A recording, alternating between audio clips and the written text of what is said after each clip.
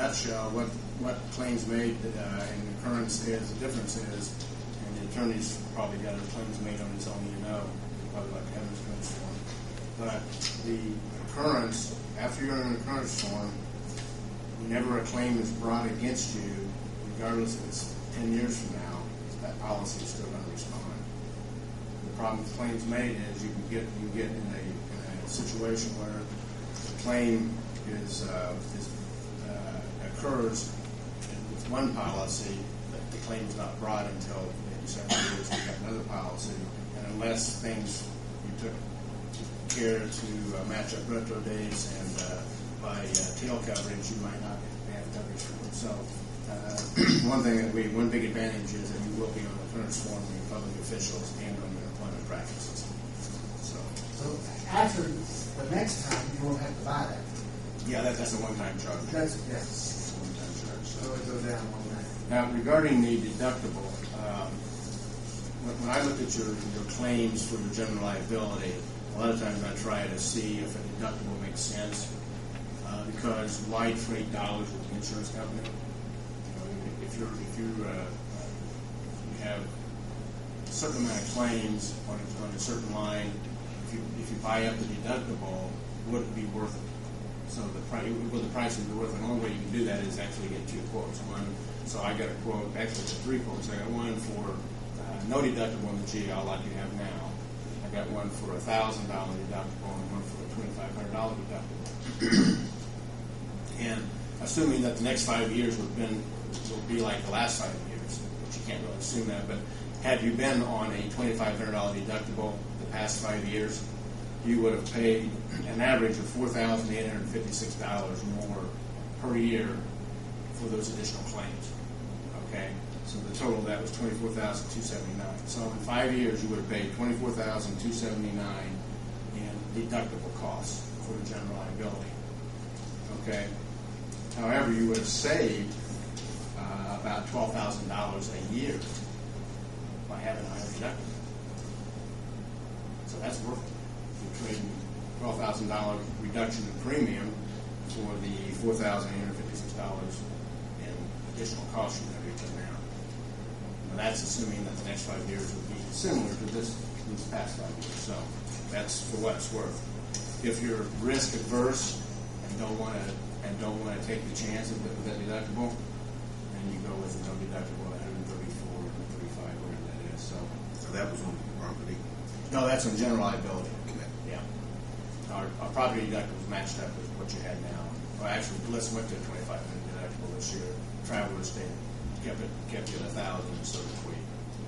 So, but I think it has merit to consider a general liability deductible. So,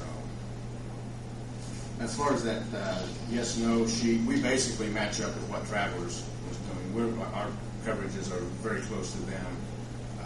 Basically, we did match up with Travelers. So, the only thing we do have on the pesticides and herbicide, we have a $50,000 limit on that. So, that's basically the same. And our earthquake and our flood is $5 million. It's in there. Where I think now you have one or the other. Yeah, we have both earthquake and flood. The earthquake or the terrorist is a different situation. It takes an act of Congress. So it does take an act of Congress, right? It's the Secretary of State and someone else has to declare that it is an act of terrorism before it would pay. Now, the reason why, if you haven't bought terrorism in the past, the reason why you might want to this year is in the past, domestic terrorism was separated out of that act and it wasn't included. So, Timothy, in a VATEC situation, that would have been covered under your regular insurance policy, property coverage. Now, domestic terrorism is included in the Terrorism Act. So if you have a domestic terrorist come in and do something and you didn't buy terrorism coverage, there's no coverage for that. So for $900 I would buy a terrorism. You know, who determines the difference between vandalism, domestic terrorists and vandalism? That'd be the government. Now, if it's a small claim, they're not even they're going to say that's someone comes in and puts a pipe bomb sewer It's system. about it to be determined terrorism. Yeah, I mean, it has to be, it's gonna have to be a big deal. And then determine how many earthquakes we have with most damage. Right. Yeah, well, we haven't had any. We have one. It wasn't that bad. Well, we did have This Denver. year. No, we didn't have Denver. Yeah, we did have earthquake. But they're saying that the new Madrid Fault, if it does go, it's gonna be a big one. That's the fault we're on, so, I don't know. You know, you gentlemen, I don't know what Steve wants to do. You're welcome to work together or separate or. Well, it would take us about 15 minutes, and I told Sarah, we would be happy for her to sit like with us and say, you're wrong, you're right, you're wrong. But I write all these companies, and that's what scared me when I saw that exclusion. I mean, under exclusion, that's one thing you want to look for. The other thing about the workers' comp, and the clerk treasurer can agree with me on this, is it's auditable. So you're looking at Travelers with a payroll, and you're looking at Bliss McKnight or Bituminous. They didn't show you the payroll they used. So they're saying it costs $130,000. Travelers saying it costs $119,000. There should be a sheet in there that says this is the payroll for Bliss McKnight. It may be exactly the same price. I would like to mention that HCC is one of the largest, if not the largest, insurer of public entities in the state of Indiana. And just in this general area, some of the ones that we have insured is Decatur County. We have them insured Batesville, Aurora, Scottsburg, Jeffersonville, Albany, Franklin, Seymour, Jackson County, Jefferson County, City of Madison, Town of Oak, Indiana. So, Guys, you're saying HCC, then that's the U.S. Special Insurance Company. that's a tough company. That's the same. I mean, they have a family of companies. U.S. Special is a company owned by HCC. And that rating was A+. And that's what, I don't know what AIE is, but it doesn't say anywhere what it is. That was one of the questions I was going to ask. Because, AIG is changing their name. I don't think they're changing it enough. I believe if I was AIE, I'd be changing my name. Yeah, they're GIE, but that, I know that company, but I don't know what the rating is. That's why I asked. So if it's okay, we'll just adjourn back here and fill us out and be right back and ask Steve to join us. Mr. Wilson, would you ask Dee if she would want to participate, that it's not required? Do we know where she is?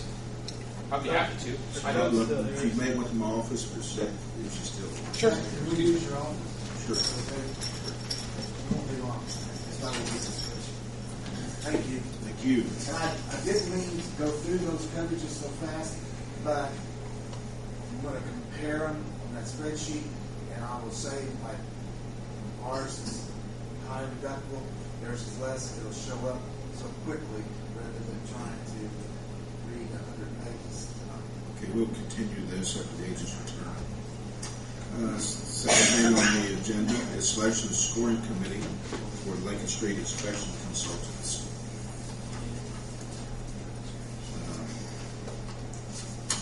What I've done, I've talked to Steve Simmons, member of the Board that works. Steve has accepted to be on the scoring committee, as well as Jeff Smith. And we have Lowell Rethlick from the Development Commission. I've asked Mr. Bob Reiner Construction Developer to be on that committee. And I'm wanting a member from the council to be a member of the committee as well. I've been trying to get a hold of Jamie Kane. Helen, she's out of town on vacation. And if I was on it, and her or Steve, it's a violation of the open door law. because we're both on the Board of Works, so that will